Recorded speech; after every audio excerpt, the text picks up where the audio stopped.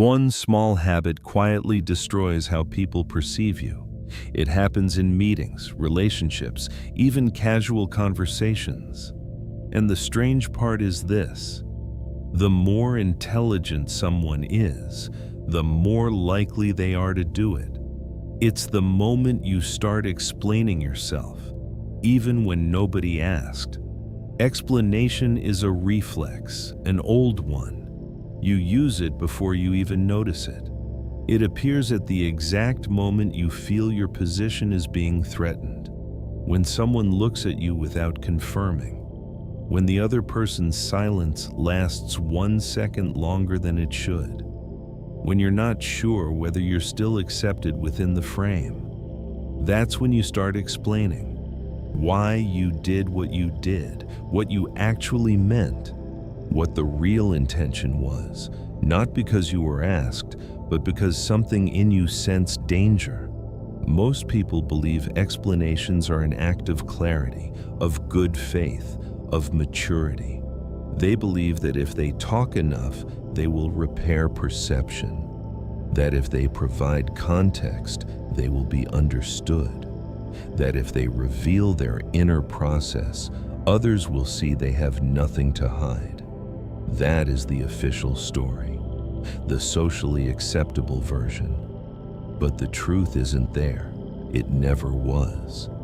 Explanation appears only when you feel your authority is not enough.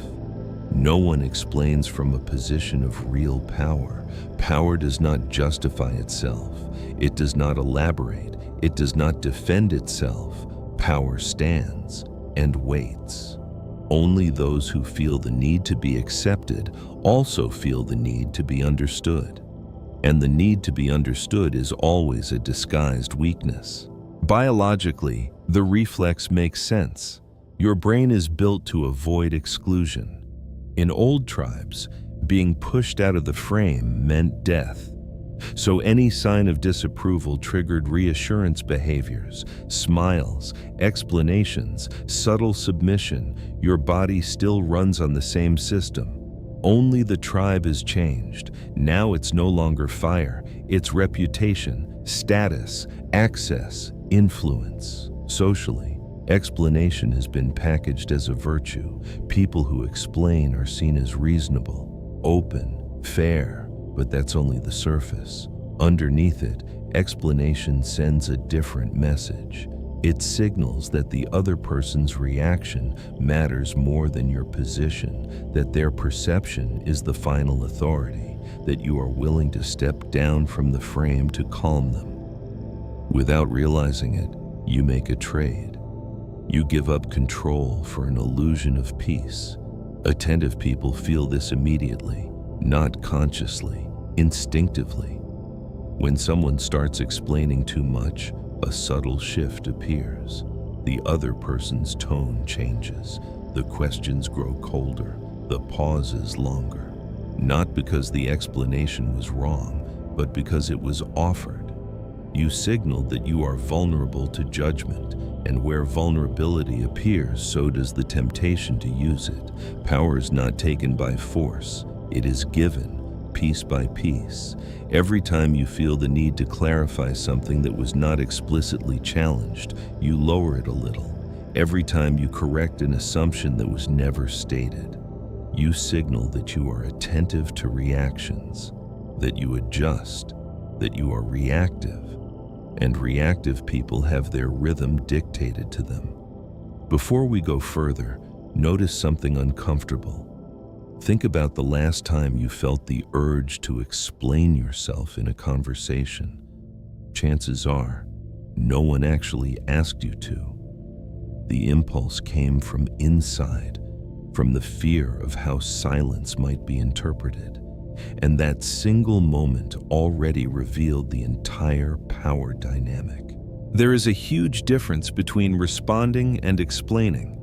A response appears when you are asked. An explanation appears when you are unsure. A response is short, directed, closed. An explanation is long, open. It invites evaluation. When you explain, you create a space the other person can enter, analyze, judge, correct. You give them ground for free. Most people don't realize that explanation closes nothing. Once you start explaining, you've entered a process, and processes demand continuation, details, coherence, proof. You open the door, and now you're responsible for keeping it open. Any pause becomes suspicious, any hesitation a crack. You've moved the interaction from the zone of position into the zone of defense. And in defense, you never win. Those who understand this dynamic use silence as a tool, not because they are mysterious, but because they know the absence of explanation forces something. It forces the other person to project, to fill the gap, to position themselves. Silence does not clarify, but it establishes hierarchies: who speaks to justify and who stays silent because they feel no need. Explanations are often confused with honesty, but honesty does not require details. It requires alignment. When someone is aligned with themselves, they feel no need to prove. Their actions are enough. Their decisions are owned. Even their mistakes are allowed to exist without ornament. Explanation appears when you want to control perception, and the desire for control betrays its absence. There is a type of explanation even more dangerous, the preventive one. When you explain before anything happens, when you feel the need to say why you might do X or Y so you won't be misinterpreted. This is the clearest form of concession. It means you're already living in someone else's mind. You anticipate reactions. You manage them before they appear. You bend to them. You're no longer at the center. You're orbiting. People who seem powerful are not those who are always right. They are those who don't rush to be understood.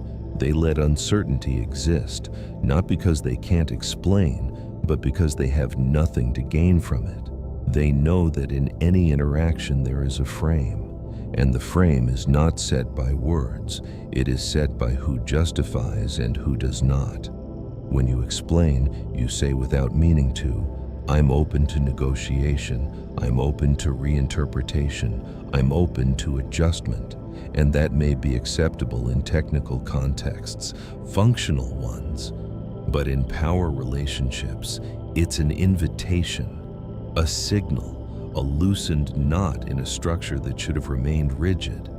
That's why explanations don't calm, they amplify, because the other person feels they can press more, ask more, extract more. And once you're on that path, you feel the pressure to continue, because stopping abruptly would reveal exactly what you tried to hide from the start.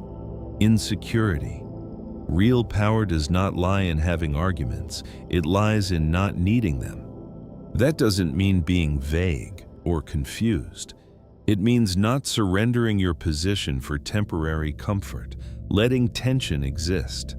Because tension is a test, and those who can't tolerate it are the ones who explain first. If you look back at the moments when you explain the most, you'll notice a pattern. They weren't moments of strength. They were moments of imbalance, when something or someone had knocked you off center. Explanation was not the solution, it was the reaction. An old reflex that still runs your behavior, even now, in a world that no longer operates by the same rules. In reality, no one needs your explanations. They only need to know where you stand, what you accept, what you don't, where you stop. Explanations blur these boundaries, make them flexible, negotiable, and negotiable boundaries are always crossed. When you stop explaining, you don't become harsh, you become clear. And clarity is not aggressive, it is final. It does not provoke, it does not justify, it does not ask, it simply exists.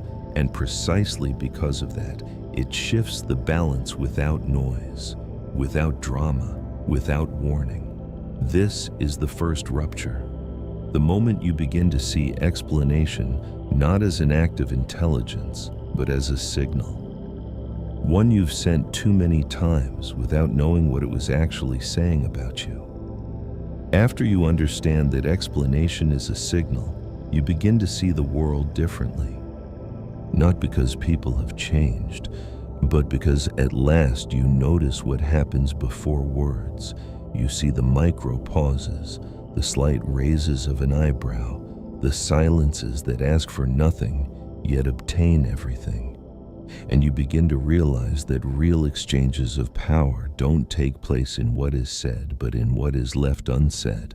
When someone stays silent after you've spoken, there are two options. Either they didn't understand, or they're evaluating you. Most people instinctively choose the first option and immediately move into explanation. They fill the space, smooth it out, make it safe.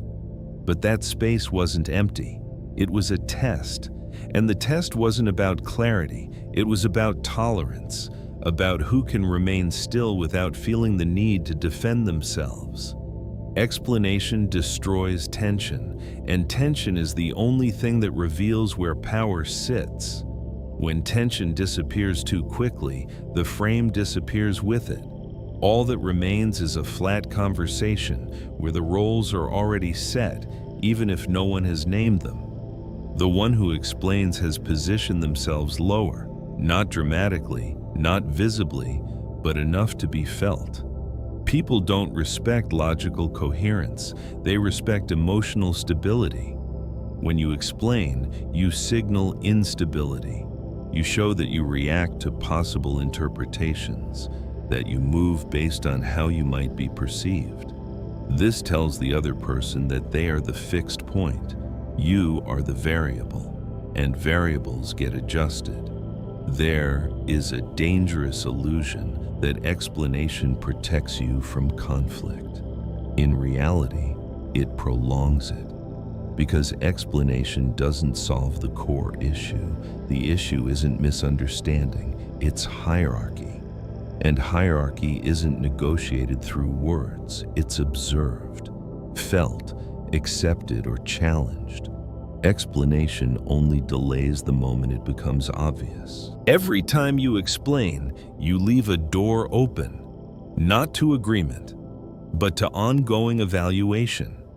The other person no longer interacts with you as a position, but as a process. And processes can be improved, corrected, adjusted. A position cannot. A position simply is.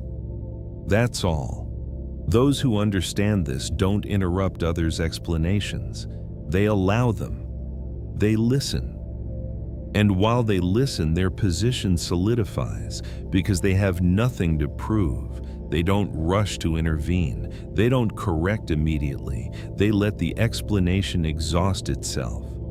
They know that as someone explains more, the center of gravity slowly shifts toward the one who is listening. Real power is not aggressive, it is passive. It doesn't pressure, it doesn't push, it simply doesn't yield. And explanation is a form of yielding. Small, elegant, socially acceptable, but real. Because the moment you begin to explain, you've implicitly accepted that your position requires validation. Many confuse this with humility, with openness, with maturity. But maturity is not unconditional transparency. It is discernment, knowing when something needs to be said and when it should not be said at all. Knowing that not every reaction deserves a response, and that not every silence is an accusation. There is a form of control far more subtle than confrontation. It is waiting. Waiting without expression, without clarification, without explanation. When you offer nothing, the other person begins to move, to explain themselves, to fill the space. And that is exactly when the roles reverse, without you saying a word. Explanation is attractive because it promises closure, but it never delivers it. Once you start explaining, you enter a spiral, because every explanation gives birth to a question. Every detail creates a new angle of interpretation, and you end up defending not just your decision, but your identity, your intentions, your motivations, things that should never have been put on the table. Powerful people understand that not everything needs to be clarified. Ambiguity is not a flaw, it's a filter. Those who cannot tolerate ambiguity are the ones who demand explanations. Those who don't provide them are the ones who control the frame. Not because they are morally superior, but because they are less reactive. When you begin to withhold explanations, you'll notice an interesting reaction. Some people will become restless. They'll try to provoke you, to pull you out of silence, to make you justify yourself. Not because they're curious, but because they feel their control threatened. They were used to having access to your thoughts, your reasoning, your insecurities. And now that access is closed. That doesn't make you distant, it makes you opaque. And opacity is one of the most misunderstood forms of power because it offers no grip points. There is nothing to grab, nothing to contradict, nothing to correct, only presence, stable, unmovable, without explanation. It's uncomfortable for others, but it isn't your problem. Their discomfort is a reaction to the absence of control. And if you rush to soothe that discomfort with explanations, you hand the control back immediately, without them asking, without them noticing, without them thanking you. Real change doesn't come when you learn what to say. It comes when you learn what to stop saying. When you begin to notice the impulse to explain and choose not to follow it, not with effort, but with clarity, because you see it for what it is, an old reflex, a mechanism that no longer serves you. In that moment, something settles. Not externally, internally. You feel less urgency, less tension, less need to be perceived correctly. Because you're no longer playing that game. You're no longer in a constant negotiation of your image. You're simply there. And that changes everything. This is the second rupture. The moment you realize that explanation not only weakens you in front of others, but also keeps you trapped in a state of continuous alert. And calm begins only when you stop justifying your existence within the frame. There comes a point where it's no longer about others. After you observe how explanation shifts the frame, after you see how silence reorganizes hierarchy, something deeper remains, a more uncomfortable realization that the need to explain isn't just social, it's identity-based. It's the way you were taught to exist without taking up too much space. Explanation is a form of shrinking, not visible, not declared, but constant. Every time you explain, you adjust yourself to be digestible, to be acceptable, to avoid provoking. And without realizing it, you train your mind to believe that your existence comes with a condition, that it must be accompanied by clarifications, by reasons, by permissions.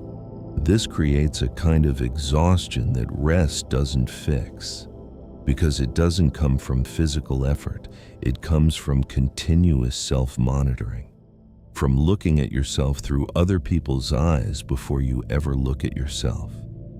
Explanation is the symptom of this state, not the cause. The cause is the silent acceptance of the idea that your position is not implicitly valid.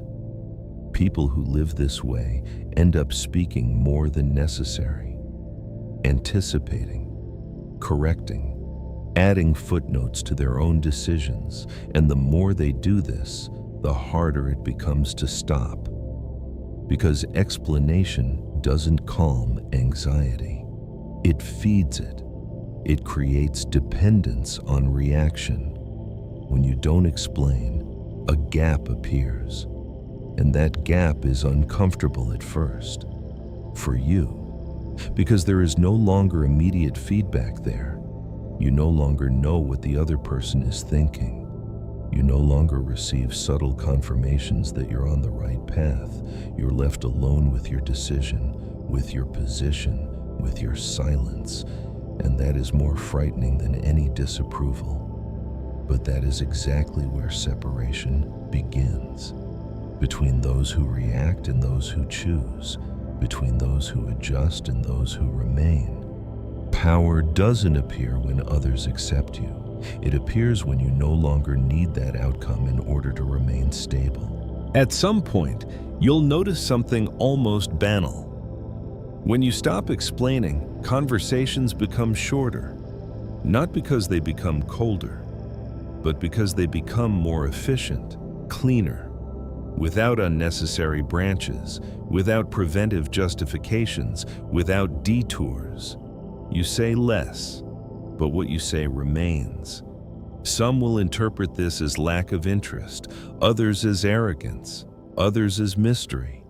All of these are projections. They are not your responsibility. When you stop explaining, you no longer control interpretation.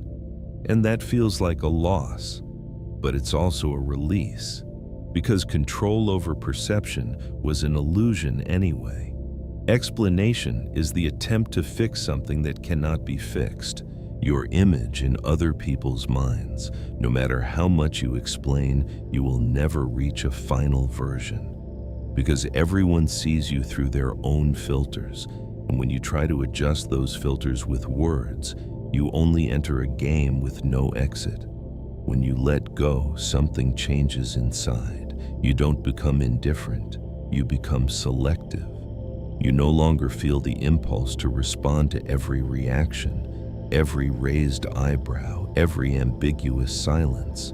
You learn to let things stand, and the things that cannot stand without explanation were never stable to begin with.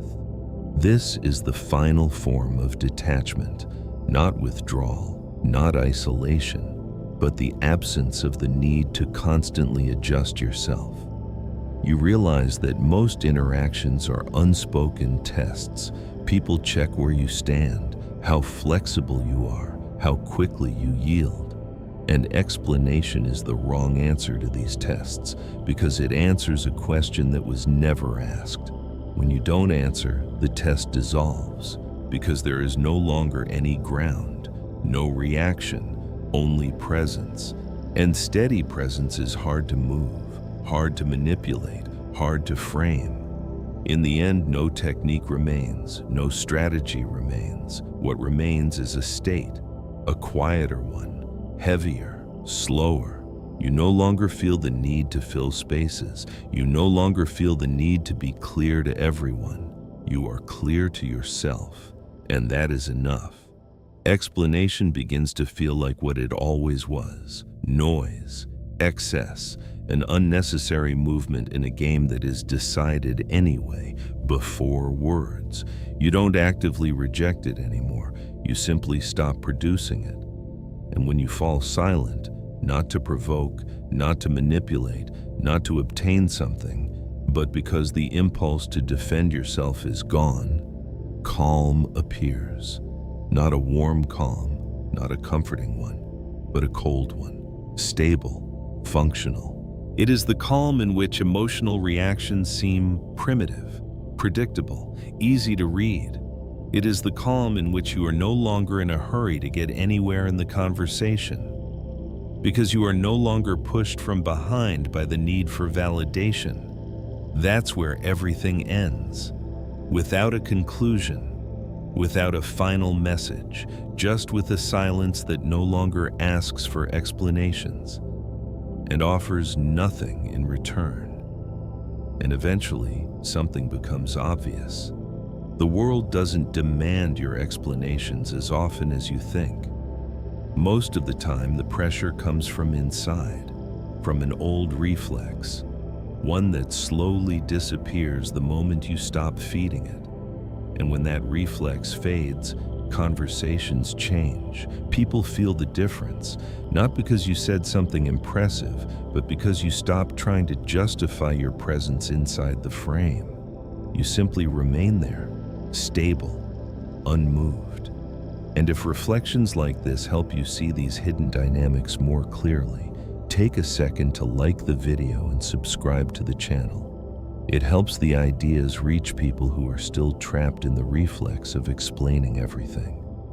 Until then, let the silence do what explanations never could.